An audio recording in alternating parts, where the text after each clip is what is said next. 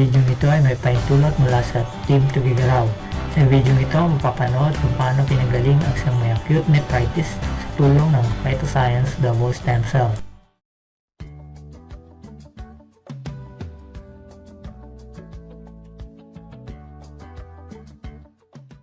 Ako si Sinforoso Birong, taga Tugigaraw City, 67 years old.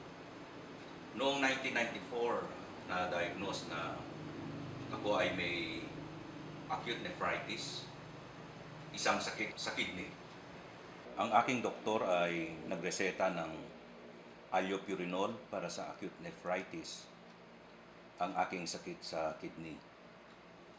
At amlodipine, Besilate para sa high blood pressure, dulot o simptoma ng sakit sa kidney.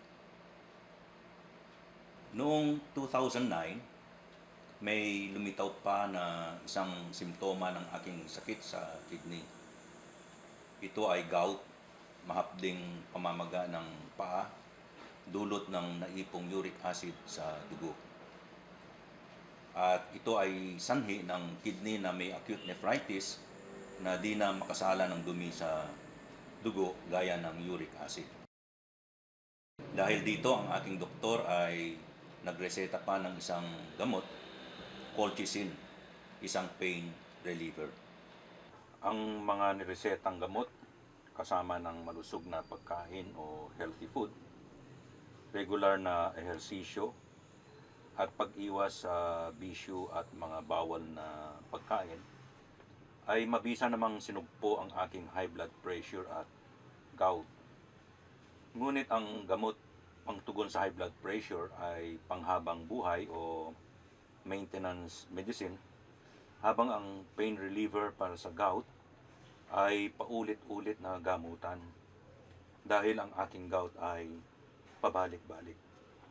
Noong June 4, 2015, may nag-alok sa akin ng produkto na ayon sa kanya ay tutugon sa aking sakit sa kidney para tuluyan na ring mahilom ang aking gout at high blood pressure na simptoma ng aking sakit sa kidney.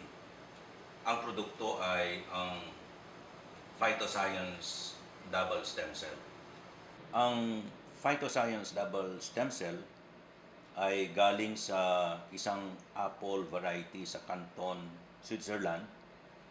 Ang tawag ay Attweiler Spaltlauber, na natuklasang punong-puno ng stem cells, at galing din sa Solar Vitis mula sa gamay fruit grape mula sa Bourgogne, France, bilang bioactive ingredient. Sa clinical test ng Mibel Laboratory sa Zurich, Switzerland, may bisang magparami ng stem cells ng umbilical cord ang dalawang ingredients ng produkto. Research and development ukol sa stem cell properties ng dalawang prutas ay nagbunga ng kauna-unahang plant-based stem cell, ang Phytoscience Double Stem Cell. Mula June 4, 2015 hanggang ngayon, ginamit ko ang Phytoscience Double Stem Cell. Sa unang buwan ng paggamit, naranasan ko ang mas matinding pananakit ng gout. Ayon sa isang doktor ng alternative medicine, ito ay bahagi ng healing process na tinatawag na BRR o Body Recovery Reaction. 22 days kong ininda ang BRR bago ito gumaling, at mula noon, di na ito bumalik.